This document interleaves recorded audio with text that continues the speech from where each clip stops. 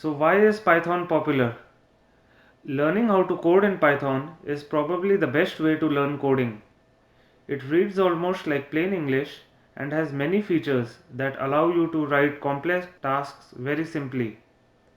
Additionally, there are many applications for which Python is a great option, including data science, AI, machine learning, web development, and Internet of Things with devices like the Raspberry Pi.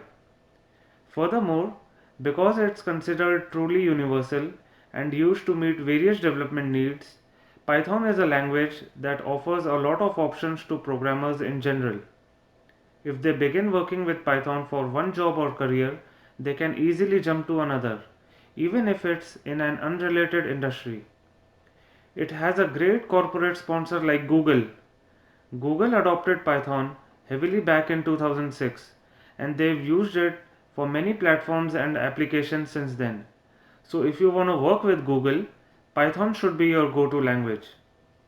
Python is incredibly easy to analyze and organize into usable data. It was also listed on the Popularity of Programming Language Index as the most popular programming language.